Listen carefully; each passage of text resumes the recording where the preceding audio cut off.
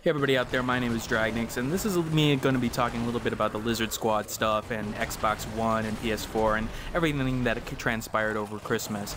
I'm going to do this a little bit. My voice is a little bit hoarse at this point, you could probably tell. I am doing a lot of other editing and stuff like that. I'm trying to not use my voice today, but that stuff is not ready, and I want to keep the videos coming to you guys. So here's some Nation Red footage. If you haven't played Nation Red, it's a good, Twitch top-down zombie killing experience. I've got like 50 hours in it, so you'll take a look at that. But so everybody who has been paying attention, Lizard Squad obviously on Christmas decided to attack Sony and Xbox servers in terms of a DDoS attack. This caused a bunch of people to not be able to play games during Christmas, which is sort of pitiful on the Lizard Squad's side of things. It is sad that they felt like they had to do that and ruin Christmas and possibly a day off for a lot of people in the nation. Sony employees had to come in and try to fix the situation in question. That's really not what I want to talk about, because I think that is a cut and clear situation of, they say they're doing it for the good of, making improvements in network or, making a stand on something, but they're just bullies. Let's just get that out there. They're bullies. They're doing it to try to get what they feel like they want. Don't care about the casualties and the consequences that come from it. That's just poor on their part. But I want to talk more about sort of what came out of it for me, because what bothered me about the situation was more so about the digital copies of games. Now, let's say you're a PS4 owner and you've downloaded digitally a copy of a game. Now, digital downloads are obviously becoming a huge thing nowadays. I mean, even I have gotten into it. I loved physical copies of games. I like being able to hand it to my friend or bring it over to a friend's and just be like, hey, this is what we're gonna do. We're gonna play a game. I didn't really like the digital download thing until Steam. For Steam, it made a lot more sense, but once it started getting to the consoles, I still prefer physical copies of games. But even so, like, I think the first digital copy that I did buy was actually Super Smash Bros. For the Wii U, just because it could preload. And it has its strengths, it really does. But what the problem has arisen is the fact that sort of the DRM that comes along with it. Now, not the traditional DRM, well, sort of, kind of. So let's say if I played Binding of Isaac Rebirth on PS4. I mean, I'm a PlayStation Plus owner, and I wanted to play Binding of Isaac Rebirth on Christmas. I had downloaded the game, I've played it before, and I couldn't this time. Not unless if I was already logged in.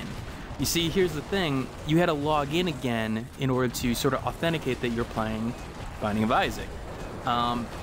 So people who weren't logged in at the time of the attack, or people who shut down and then people who shut down their console and came back, couldn't get to the games that they had downloaded.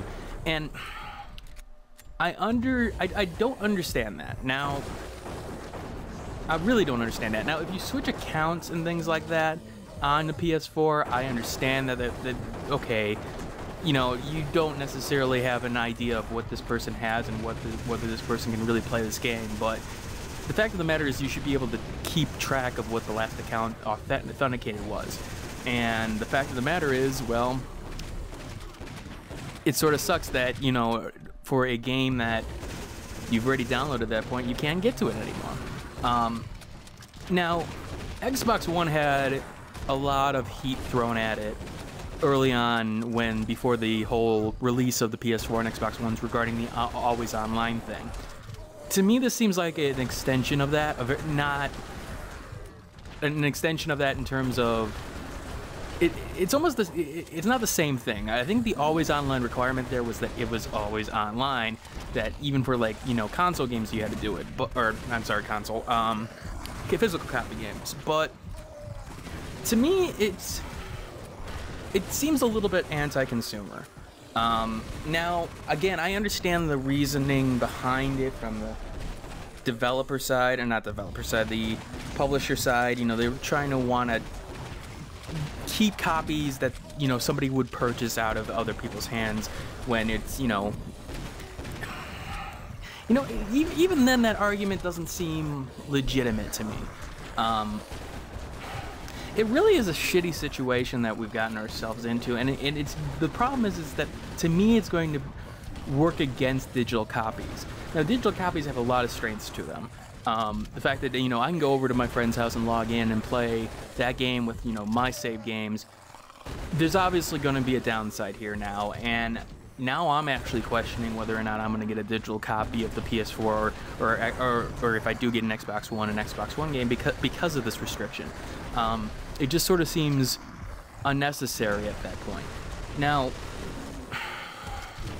what can you do to fix it? Well, it's to me that's simple. To just, you know, take out that restriction.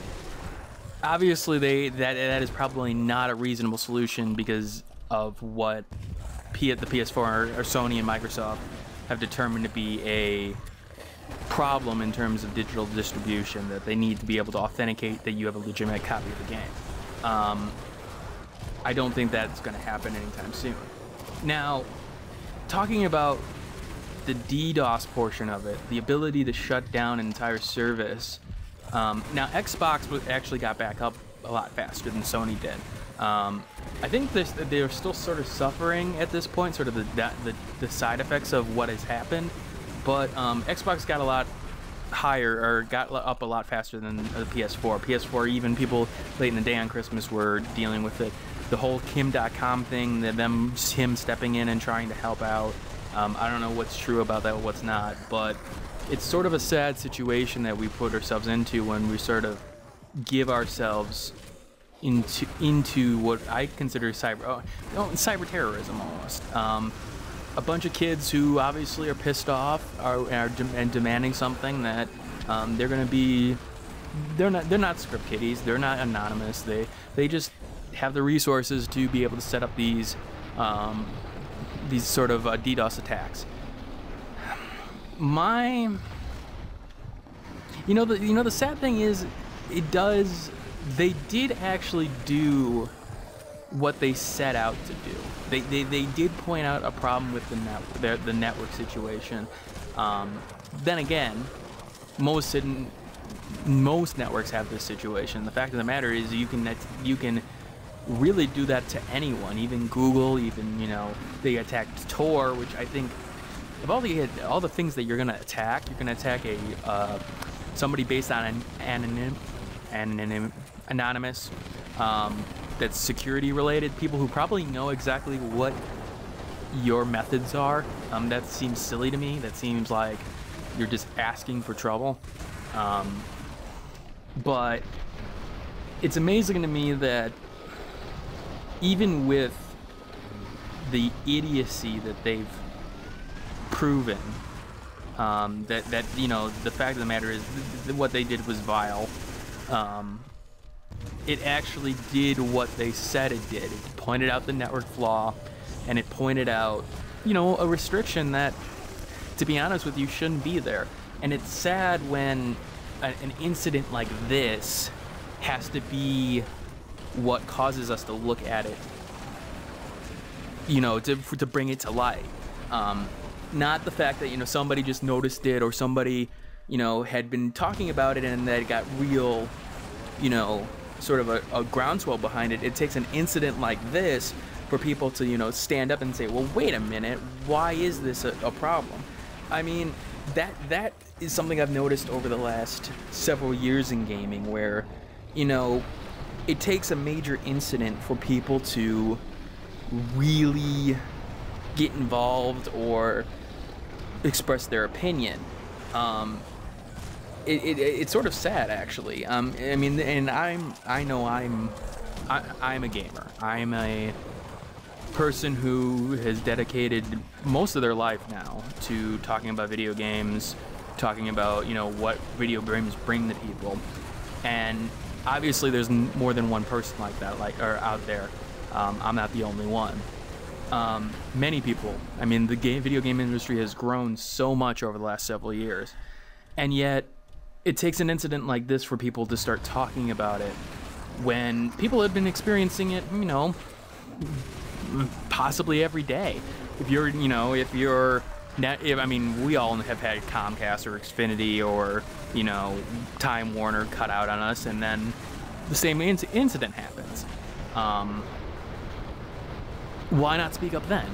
Well, I guess it takes a bunch of people speaking up for that sort of that echo chamber to, you know, for that message to get louder. But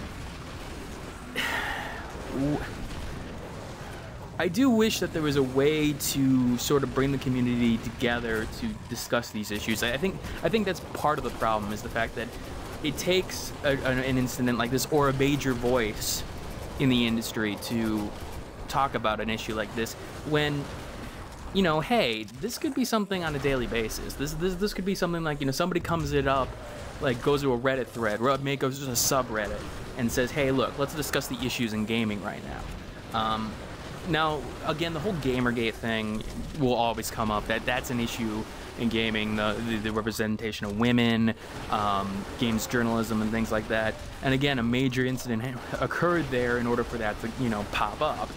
Even though people like Eric Kane or Alistair Pinsoft will point out that, you know, some of these issues that people have been talking about, they've been there for a while. They've been there for a long while. And it is not anything new. And yet it took a major incident to sort of spark people being like, wait, what? I know the major incident for me in terms of getting involved in, you know, journalism and working with Fabcrafter was the whole Gamers Are Dead article series that I identify as a gamer. I identify as that nerd, you know, playing games all the time. And the fact of the matter is, when a bunch of our sites came out with this article indicating that they don't need to, you know, the gamers are dead, that really pissed me off. It's just like, you know, stop misrepresenting me, stop misrepresenting your consumer base. I don't like that, and I want to talk about that. So even in these little incidents, and in the long run, this is a little incident. It's a day or two of the service gone. It really sucks they did it on Christmas, and will probably ruin several people's Christmases getting their new PS4s or Xboxes. But it is a minor incident in the long run. Let's not put anything behind that. Hopefully, something good comes out of this. Whether it be that, I mean, hopefully Lizard Squad is caught and, you know, appropriate punishments are given out. But beyond that, even beyond that, hopefully we can learn from this in terms of the whole always online DRM situation, and not always online, the whole authentication to play games that you've digitally downloaded. Even Steam, you don't need to do that. Maybe they can take a lesson from that. Now, like, obviously save game syncing and stuff like that. Okay, of course, you know, if you're not online, well, guess what? You can't sync your games. It's sort of the okay, yeah, there's obviously going to be a negative there, but I don't know. I would like to hear what you guys think on that, and what you think about the situation. I know I was watching that whole thing play down while I was at Christmas at my cousin's, you know, in my cousins and aunts. And sort of, you know, being in awe, like, you know, what is going on here? Other than that, I mean, you guys should be seeing a little bit different content over the next couple days. I am starting a new series. You'll probably see that tomorrow, I want to say. Actually, the video is done. It's just that I want to sort of do something new with the thumbnails. That's something I know I need to put a little bit more effort into, and I do want to take the time to do it. You're going to see some top 10 videos for the year come out. I'm working on my top 10 disappointments of the year. Of course, I start with the disappointments. Trying to be positive, remember. I know, I can be a little bit contradictory at times, but, you know, it happens. And really, I'm actually surprised I did this well. I really started off really poorly in this game, if you noticed. Had some health issues very early on, and I was able to sort of fight back. If you haven't played this game, give it a try. Try to pick it up during the Steam sale. I'm assuming it's on sale right now. I actually haven't checked. You know, come to think of it, I probably can check that. But I'm running out of time here because I got about 20 seconds before I die here. So, I would like to hear what you guys think. So, leave comments below. Send me a message, whatever you want to do. This is going to be Dragnix signing out as I die right now. And I hope you have a wonderful day. Hey, thanks for watching. If you have a chance, leave some feedback and comments below. If you liked the video, hit that like button. And if you want more content like this, hit that subscribe button. This is Dragnix signing off, hoping that gaming brings as much fun to you as it does for me.